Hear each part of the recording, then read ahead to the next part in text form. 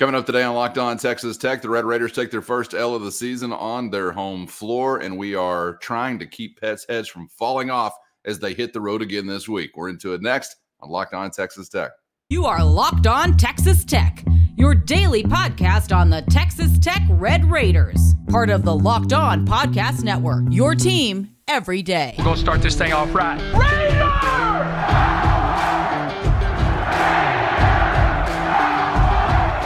Everything runs through Lubbock. Great to be with you again on Locked On Texas Tech on the Locked On Podcast Network, your team every day, always free and available on YouTube or anywhere you get podcasts. And today's episode brought to you by FanDuel. Make every moment more. New customers joining today, you're going to get $200 in bonus bets if your first bet of $5 or more wins. So visit FanDuel.com/lockedon to get started. With the only Chris Level, I'm Casey Cowan. Chris, great to be back with you, man. Kicking off another week, and we started on the hardwood as we're looking back to the weekend that was, as Texas Tech falls at home against the Bearcats of Cincinnati, now taking an L for the first time at United Supermarkets Arena under Grant McCaslin. Got a quick opportunity, quick turnaround to bounce back. It will come on the road, unfortunately. Plenty of time to set the table for the next upcoming opportunity against the Baylor Bears. But as you talked about on Friday's episode, man, we knew that there would be some length involved for Cincinnati, some physicality, some toughness, and ultimately proved too much for the Red Raiders. Yeah, I wish I knew what store Cincinnati was shopping at to get some of these dudes, because I mean to be perfectly honest, I mean, that looked like an NBA, some of that size. I mean, it proved to be a problem. You kind of thought that it would. It's not going to be the last time that the Red Raiders deal with this issue for the rest of the season. Is on most nights it's gonna, but it was especially pronounced in this one, because I think Cincinnati plays to, Cincinnati, I think, is a really good team. I don't know if maybe really good, but I think they are a good team. I think they're an NCAA tournament team, and that's they have a higher net ranking than you do. That they have even in their losses in the conference. I mean, your win-loss record is right there together. Your conference record is one win or loss apart, essentially. I mean, they barely lost in Waco. They barely lost in Lawrence, Kansas. They did beat TCU, and so some of their losses have just been by just barely. But they play to their length and athleticism in that it's not easy on the eyes sometimes. It's not like pretty, okay? Like, a lot of rhythm, a lot of flow. Oh, man, this is just so finesse. And no, that's not what they do. They just roll their sleeves up and try to punk you, and then they get a shot up, and then it's like, it's a wrestling match to the glass. And then they use those long arms and tip it up and then create a second, a third, or a fourth chance. And that's just not a situation for Texas Tech to excel in most nights, especially when you're not shooting it well. But here was Cincinnati's recipe.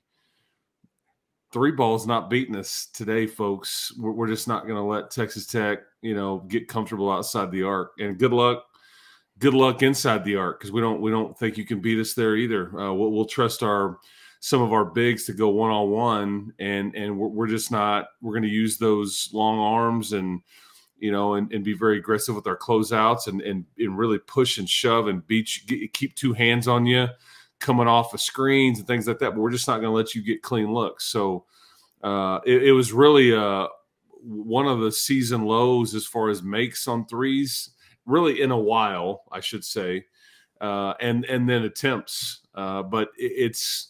You make on average 9 a game, and you made 5. I mean, that's a 12-point difference. And yeah, Robert Jennings gave you 14. There was a few others that, but like Joe Toussaint doesn't score. So anyways, it was just a very frustrating night, but it wasn't a shock to me that this is what happened at all. And I think Cincinnati, for anybody that thinks Cincinnati's not any good or bottom tier, I mean, that's not what the data shows. The data shows they're actually better than you are. So, based on their non-conference and what they've done. So just keep that in mind. Yeah, it's kind of what we talked about on Friday. Like in another league, they would already be on cruise control to the NCAA tournament, and they may still in the Big 12 find themselves on cruise control into the NCAA tournament. We'll see how it plays out down the stretch. You may find this sometimes to be more frustrating than if you got in your own way and only had yourself to blame. But this is one of those days where you got to really credit the opposition. Damn it, I hate crediting the opposition.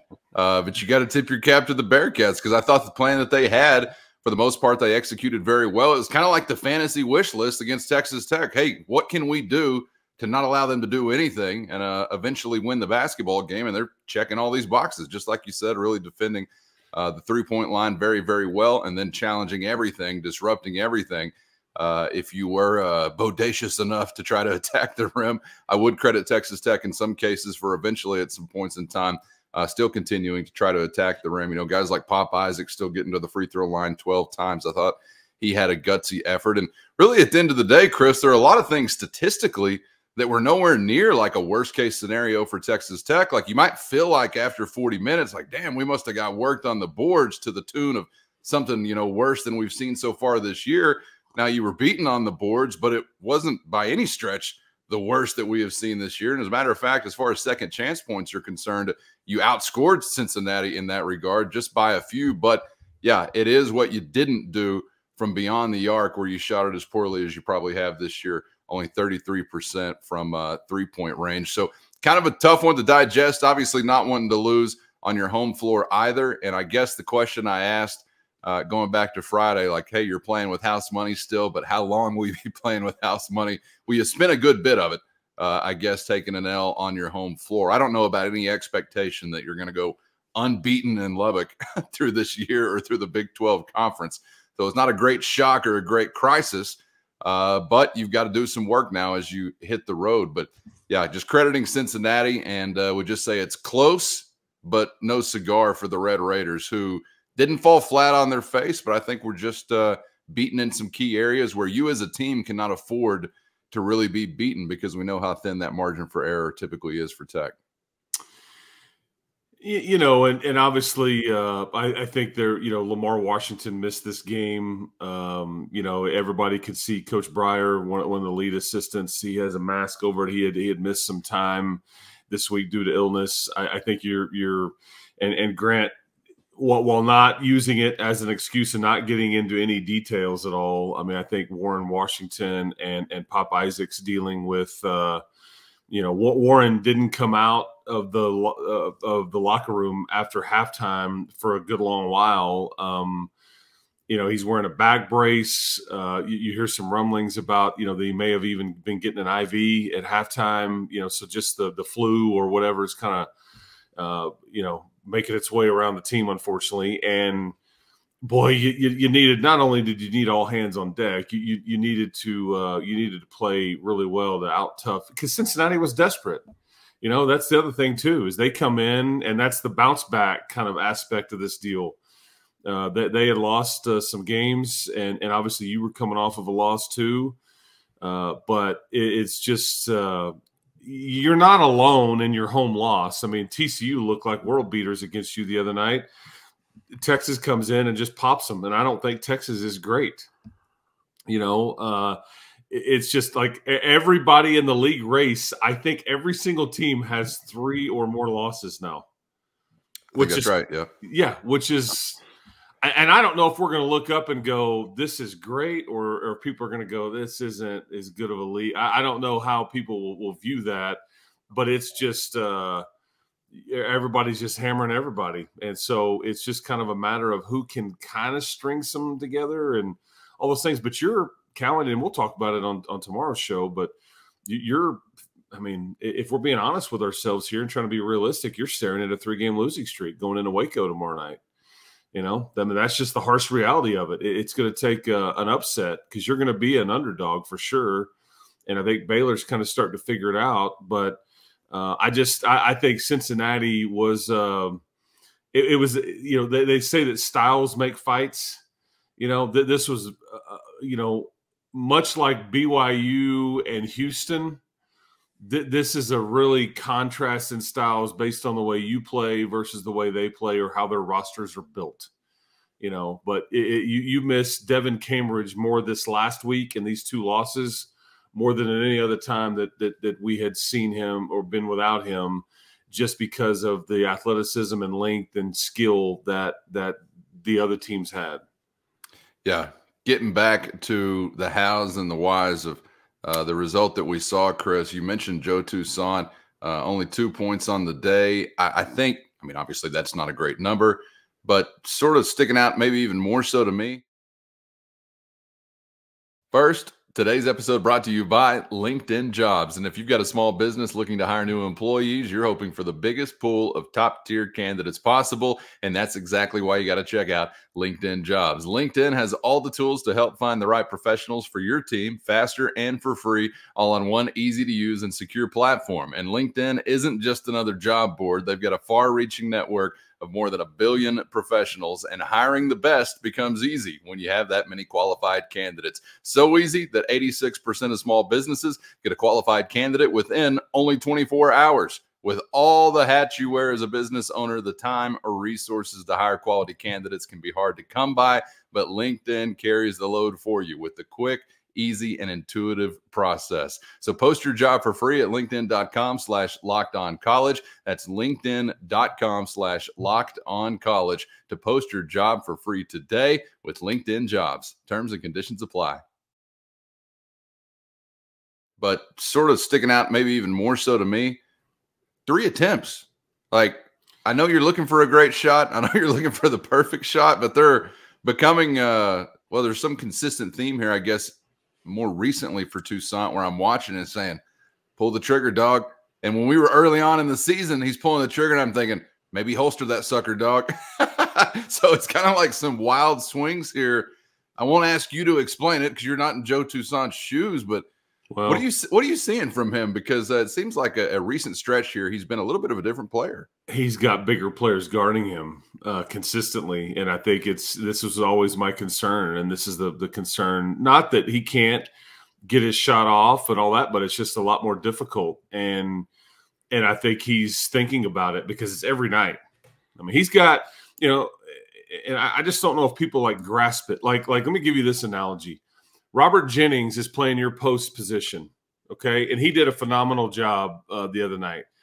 He's playing the 5-man. He's about 6'7", maybe 6'6", but 6'7". Okay, we'll give him 6'7". At some points, he's guarding guys that are 4 or 5 inches taller than he is and outweigh him by about 30 to 40 pounds at least. I think Joe Toussaint, is dealing with he's 6 foot, maybe, and I think you've got guards that are 6'2", 6'3", and so when they stick that hand up or out, it very much discourages you. Then when you get into the lane and you maybe take a dribble too much and penetrate, then pick it up, and you're looking for an outlet, it's just like you're just swallowed up by humans, larger humans. And I think in general, I think that some of that is happening. I think teams have realized, to play him a bit differently off of ball screens and all those things. But I think, and Joe's he's still grinding. He's not complaining. He's still getting on the floor and out toughing people and all the things. But like just from a scoring standpoint, it's become a bit more difficult. And like he's not, where Pop is like very comfortable, like pulling up like 3 feet outside the arc. He'll just like, okay, yeah, that's not necessarily Joe's game. Joe's not looking and hunting his shot. I think that initially on in the season, I think you needed Joe to score to settle everybody else in. He did this, and everybody's kind of since found their legs and all those things. But and I think Joe's kind of giving you what he's got, but I think at some level it's unfair to ask him to try to carry you, because what did we talk about all off season? Like, and then when we started to see him do this, it's like, whoa. But now, I think I don't know if it's regressing to the mean, but the competition is vastly different too. And that can't be you don't want to gloss over that part. Know that he's tough. Know he's a competitor, and I doubt we have seen the last of Joe Toussaint as far as an impact player. So excited to see how maybe he can bounce back during the stretch. But no doubt that's been a noticeable difference. And yeah, as we're talking about Robert Jennings, noticeable difference there. 14.6 rebounds for him. What was working for Robert Jennings? And do you think that I kind of get a vibe that even though it's played out very slowly, his ascension to maybe some more meaningful minutes or more impactful minutes whenever he gets them has actually been taking place. I think he's been trending toward a more impactful player and has given you some good minutes whenever he's been in there. I don't know ultimately, what that number is going to look like as far as, the maximum before the regular season is done. But Robert Jennings had his best night, I think, as a Red Raider. What'd you see from him on Saturday? Yeah, I think he knew before this game that he was going to play a bit more. I think that everybody was aware. Robert even talked about that after the game. Yeah, they pulled me in, talked to me.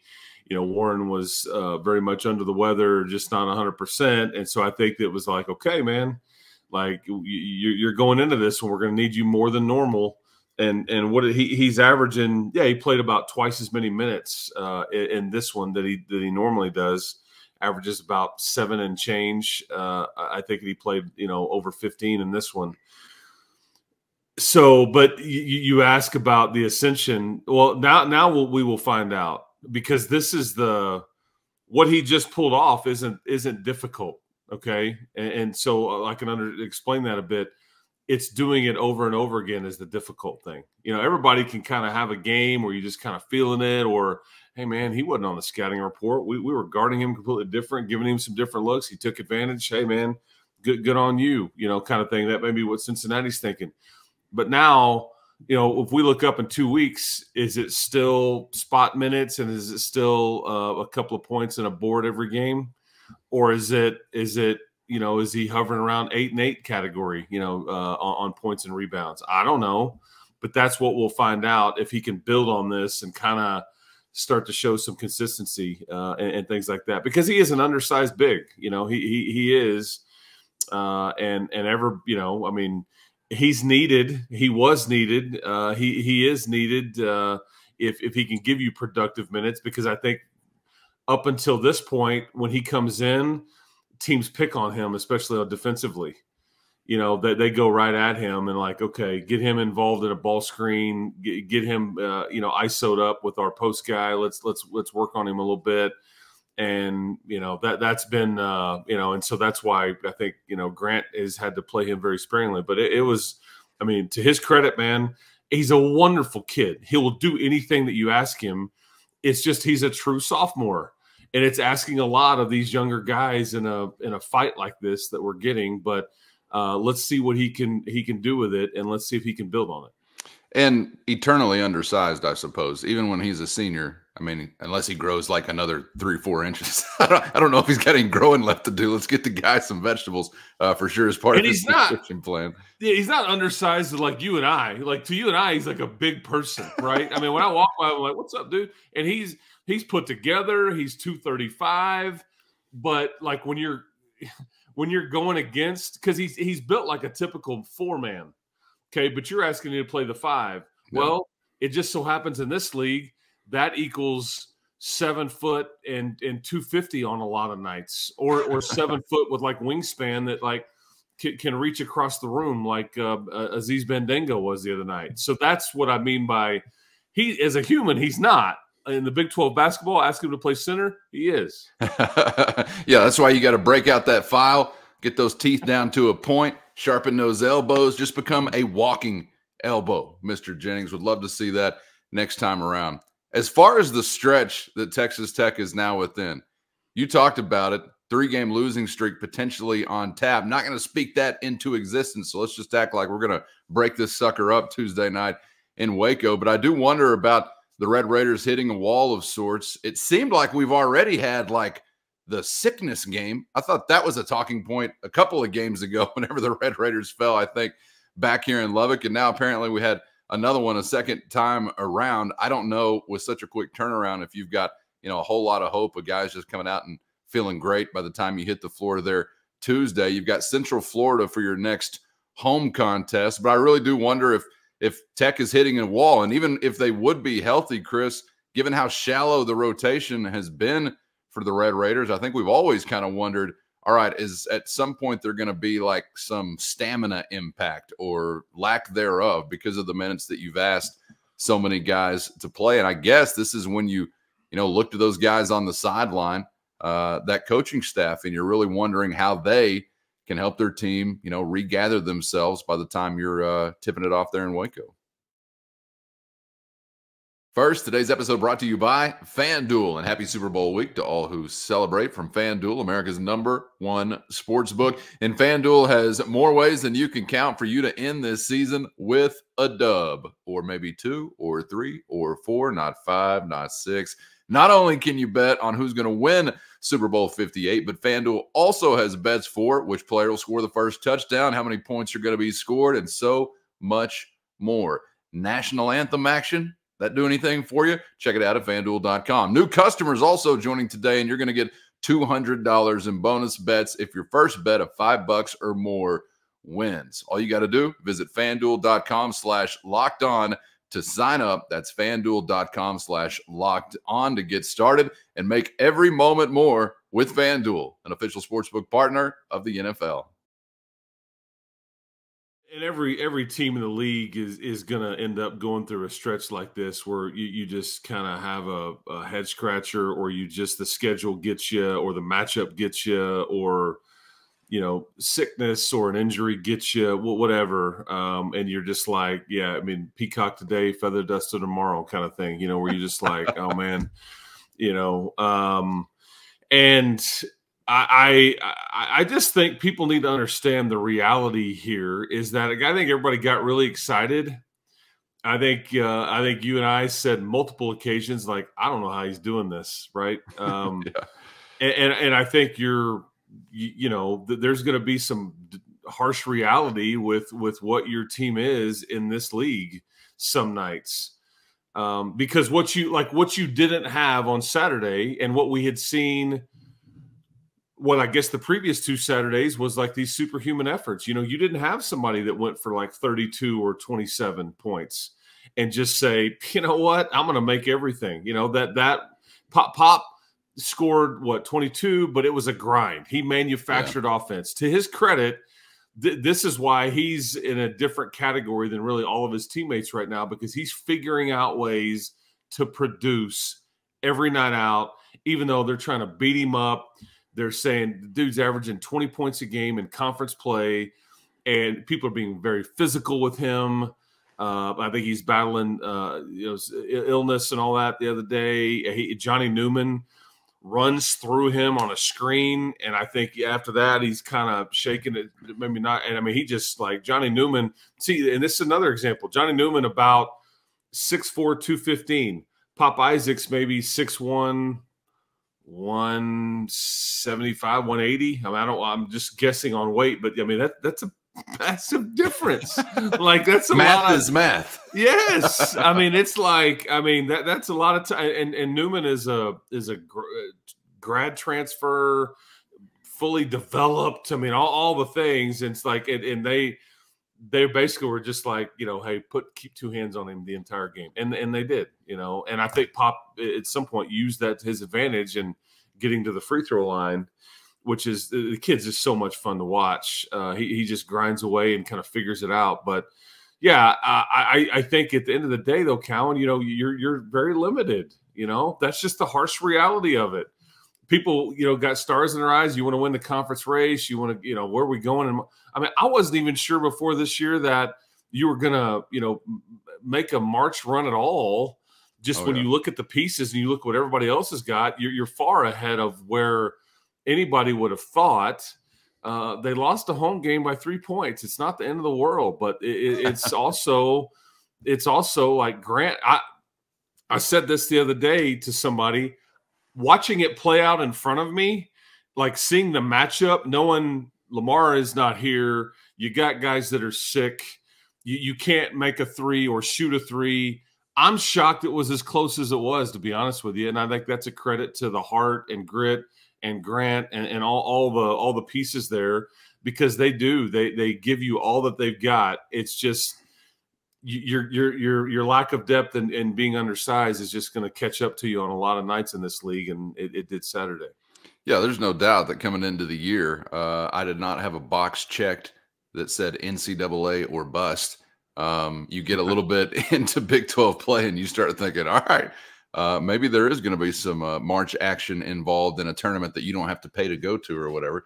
You got 10 games remaining, I think, in the regular season. You're splitting them 5-5, I believe, home and away. You will get UCF twice still coming up. You've got a return date there from Texas as well. Texas Christian will be coming to Lubbock as well. But it's Baylor upcoming next. And I will say that, one thing that's kind of manifested that I had no idea what to expect or what to anticipate is, a trust in the coaching staff or in Grant McCasland's ability to figure out a game plan that can put his team in a successful spot. Now, whether or not that's executed to the degree that it needs to be to get a win, on the road against a team like Baylor or something like that, I don't know. Only time will tell. But that is part of what I think you have to like if you're a competitor, if you're somebody in that locker room, if you're on the coaching staff, if you're in this business, not ours, but in their basketball business.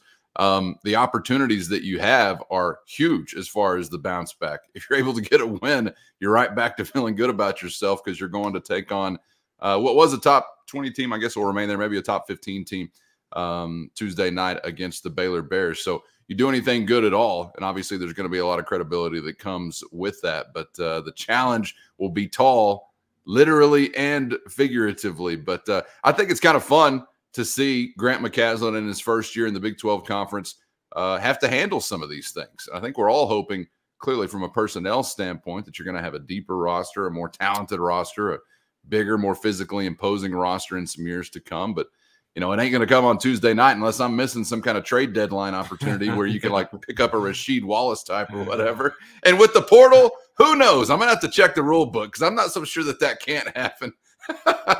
But it's going to be on them looking within, digging deep, and finding a way. And I'm excited that you not only have a big challenge, clearly, but that comes with big opportunity potentially on Tuesday. Yeah, I mean, if our man Buff the GM, Kellen Buffington, if he wants to get on the phone and like with Cincinnati, for example, and be like, hey man, first round draft pick for Mandango. Right. I mean, you willing to swap it? I mean, you wish that was yeah. Hey man, we'll trade you 5 scholarship availabilities for we need a wing that can defend and score. Throw in some cash considerations also. Yeah, what do you got for me? We just want some scholarship limitations like 5 years from now back or something. Round pick, whatever. That's why for Grant it's got to be a semi-helpless feeling because there's just in the middle of the season there's just nothing. You're just stuck. And that's what is and we all know why this roster and how this roster got put together, the way the timing that it got played out. Again, they know what they know. The Cambridge injury, happening when it did, I think, you kind of glossed over it for so long because they were still figuring out ways to win. But that really and you mentioned hitting a wall. It's unrealistic to ask basically 6 players to play 32 to 35 minutes a night for however long they were and for them not to hit the wall, going against what they're going against, maybe you can get away with that when the games aren't stressful or they're not physical and maybe in some, far lesser conference, but this is the toughest one in the league, literally and figuratively. And I think a lot of game plans for Texas Tech is be really physical with them, push, shove, make them feel you. And I think Grant's trying to get that out of his guys too, to impose that on the opposition. But with your lack of size and lack of depth and all that, and like one of your 2 guards not being the biggest guys, I think that's what coaches are saying. Pressure them, stress them out, make them feel you for every time that they're out there. And and then you had Chance McMillan dinged up foot at the end of the TCU game. He doesn't look quite right the other day. Like I said, outside of the sickness, Warren's got the back brace on in timeouts. I said it to Grant after the game. I was like, in some ways you're kind of holding this together with duct tape right now, but you're still, shockingly, this was an extremely competitive game. And I thought you were going to win it when Pop hit the 3 at the end, and you're going to live with the shot that he takes because he's going right. I mean, how many he's won a game, he's tied a game, he's done some different things at the buzzer, but that's the guy you want taking the shot. It's about a 10-foot floater. It just didn't go in. Yep. And you wish you could have gotten either the rebound or close enough to foul as soon as Cincinnati secured it. But that just the way the ball, it was almost like a exact replay of the Norman game with a different result. Yep. Yeah, you look like Oklahoma in this instance where you just got the shot, missed it, rebound secured, game over, But, hey, life in the Big 12, right? That's the way the cookie crumbles. It's a nauseating cookie this time around, but we're back to bacon on the other side. We also will dig deep and look inward to see what we can do to help pick ourselves back up as podcast hosts tomorrow. So hopefully you'll be there to join us for that. Appreciate you being out there once again today. Enjoyed it as always, Chris. Thanks for the time. Absolutely. Yes, we will talk to you tomorrow as I'm headed to the Foster Pavilion, I believe.